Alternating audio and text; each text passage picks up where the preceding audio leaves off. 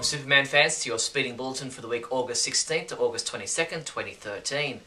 A week in which Warner Brothers announced the release date for Man of Steel on Blu-ray and DVD, Japan had its Man of Steel premiere, and we learned about the tragic death of a Smallville actor.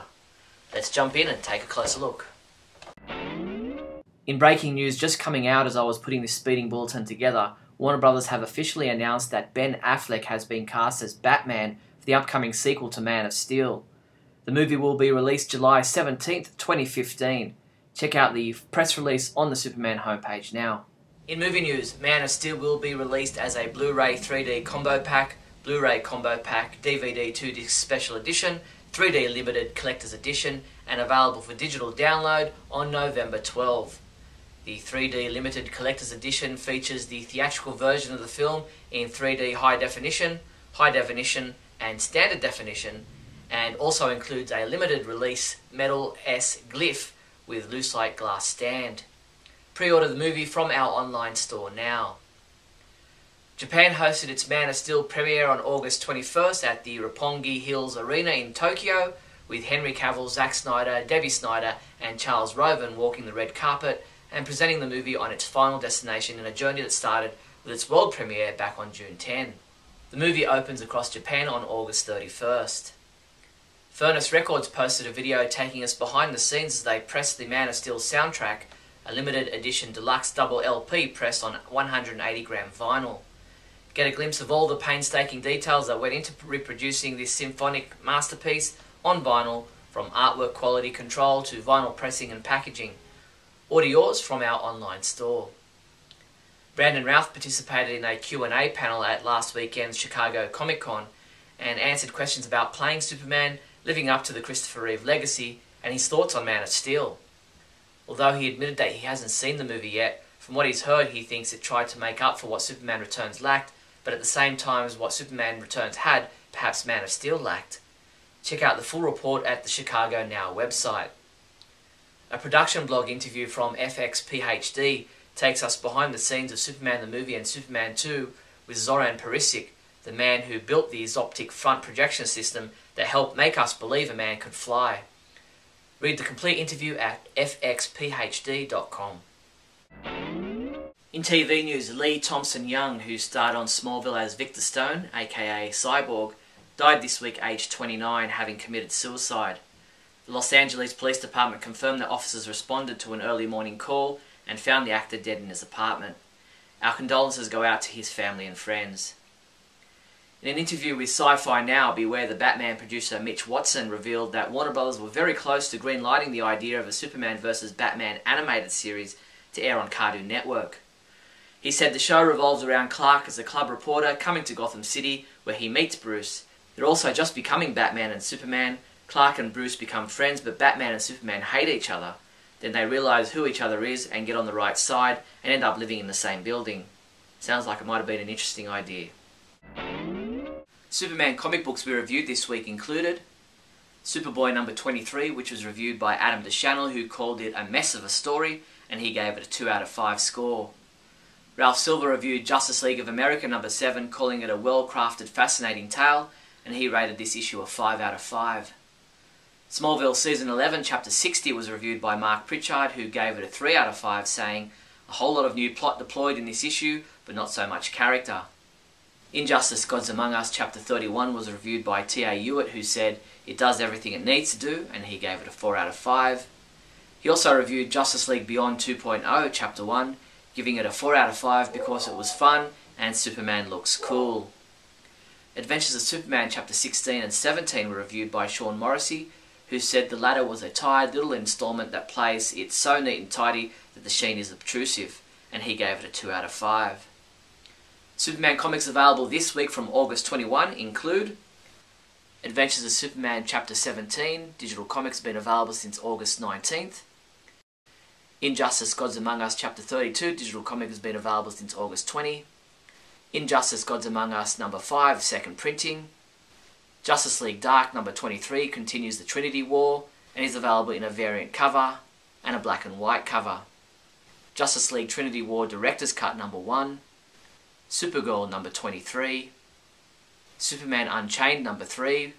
which is available in many different variant covers, including a 1930s, a Golden Age, Silver Age, Bronze Age, Reborn Era, Modern Age, New 52, Villain variant, a black and white variant, and a combo pack.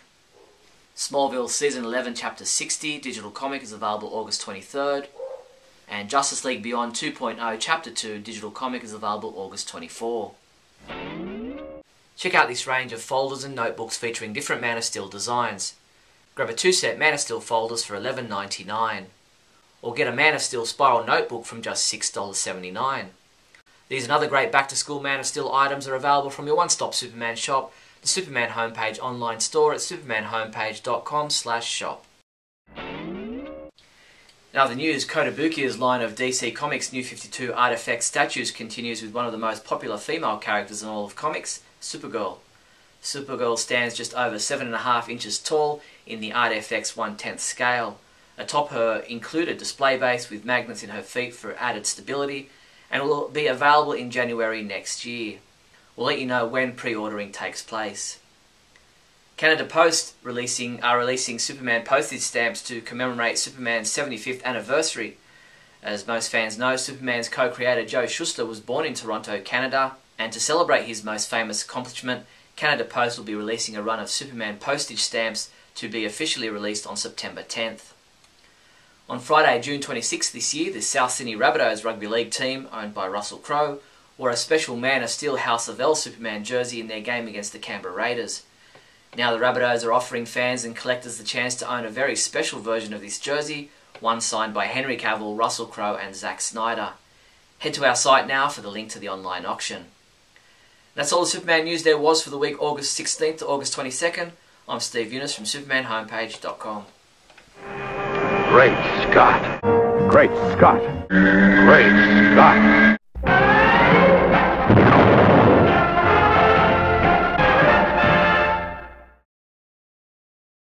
Hello everyone, and welcome to another fabulous episode of Great Scott. I'm Scotty V, and thanks for watching.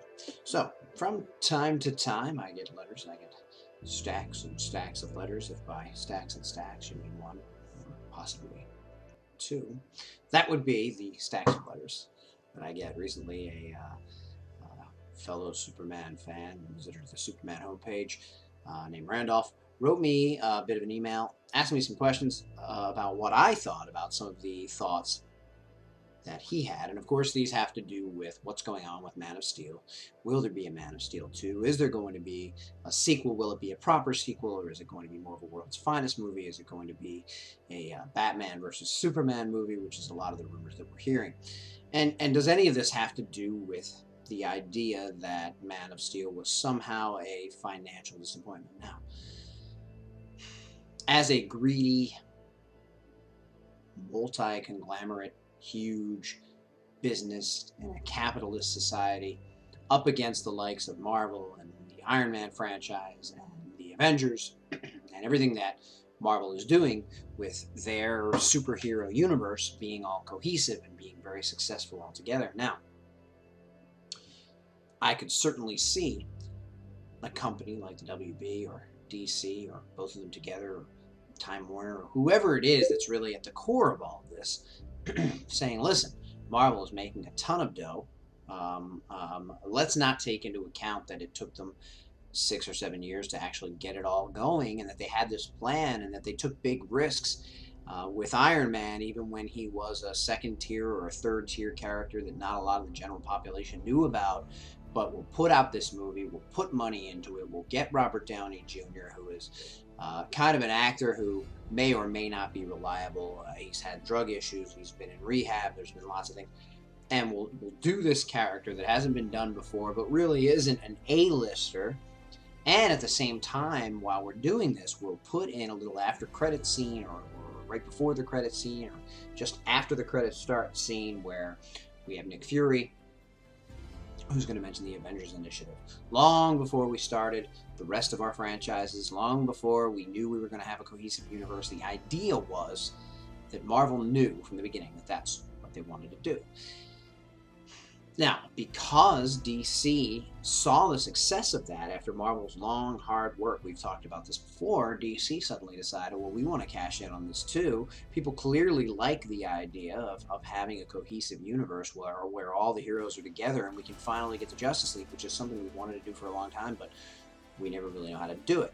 And from what I can tell, they still don't know how to do it. They're trying to build on a success that they haven't earned that Marvel has, and just get to something really quickly that's a team-up movie, or that has more than one hero in it, or that ultimately will lead to a Justice League, which would be like the DC version of the Avengers.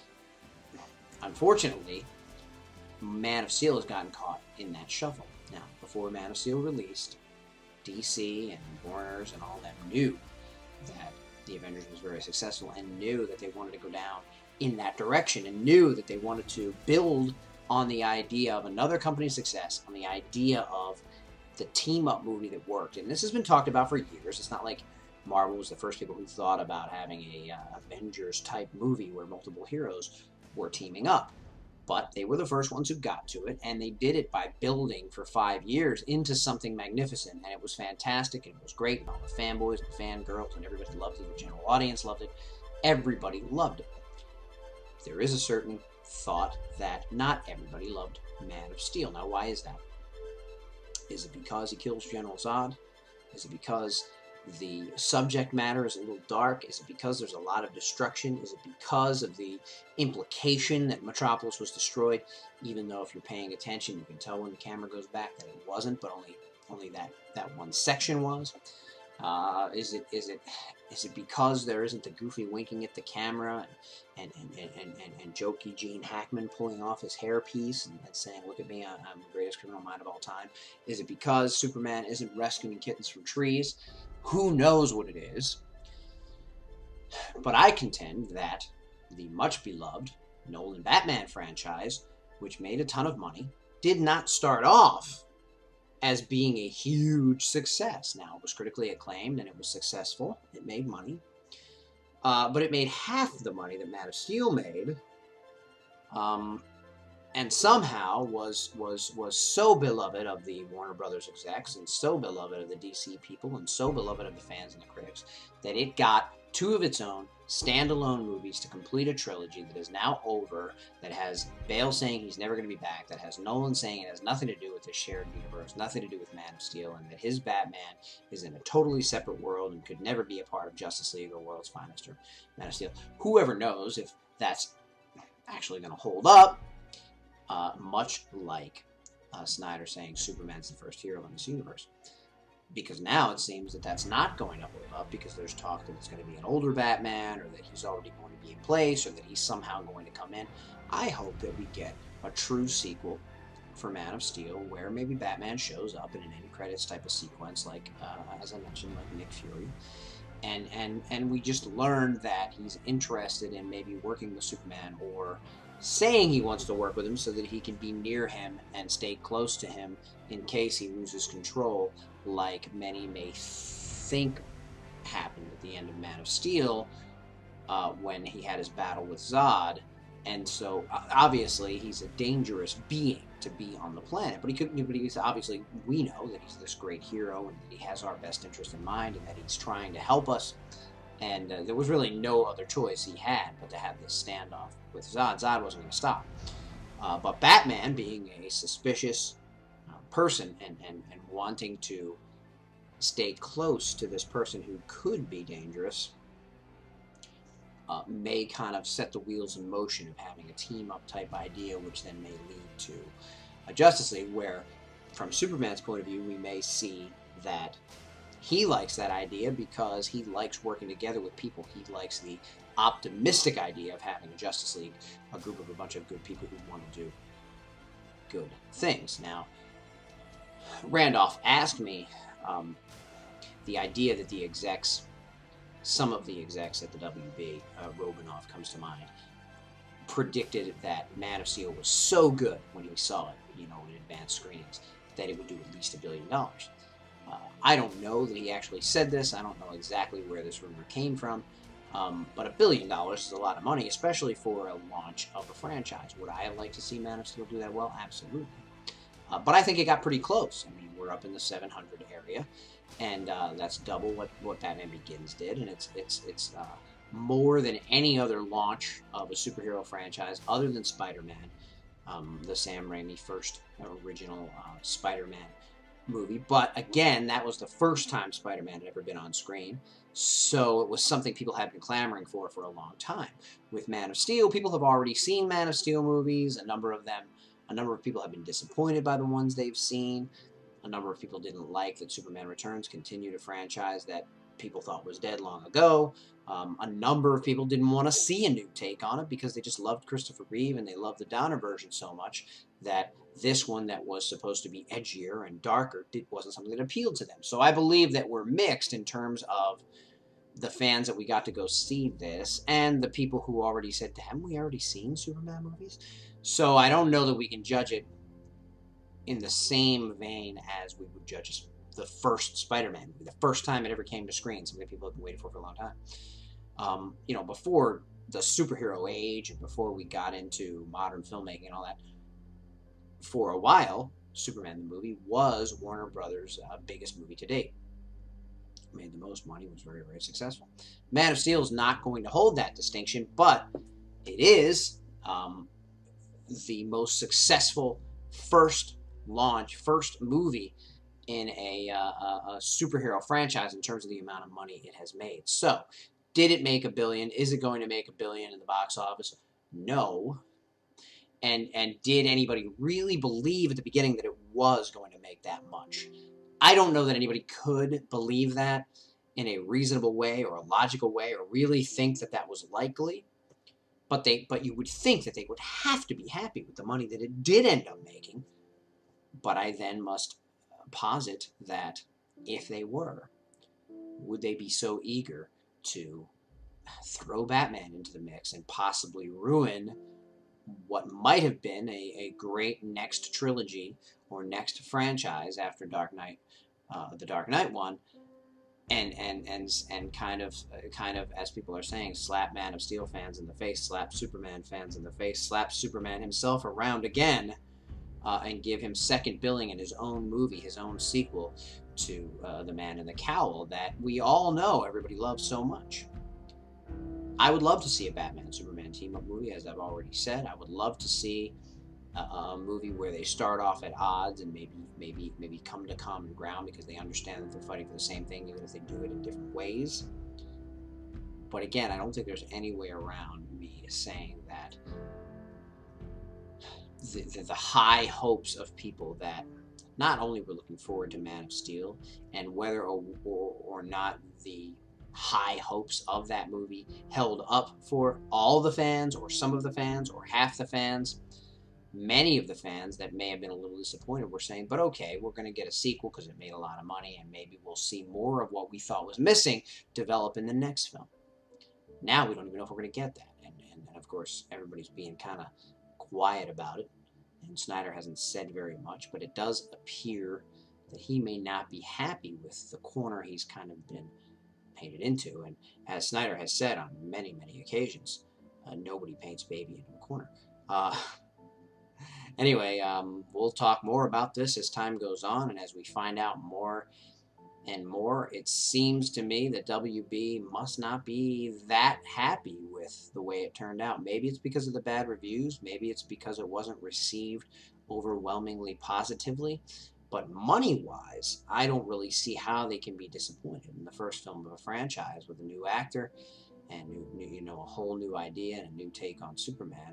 I don't really see monetarily that it could have gone much better. Had the reviews all been glowingly positive, would we have seen $2 billion, $1.5 billion? I don't know. I mean, that just seems unrealistic and kind of, illogical to think that it would have been that successful. I think it did really well monetarily. It clearly covered its budget and half, almost double what it cost.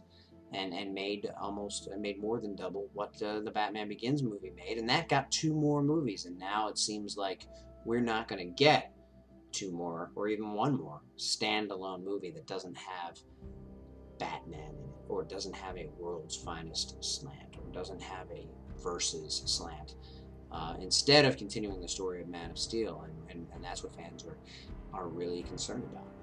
Thanks everybody for watching, and remember, always look up in the sky.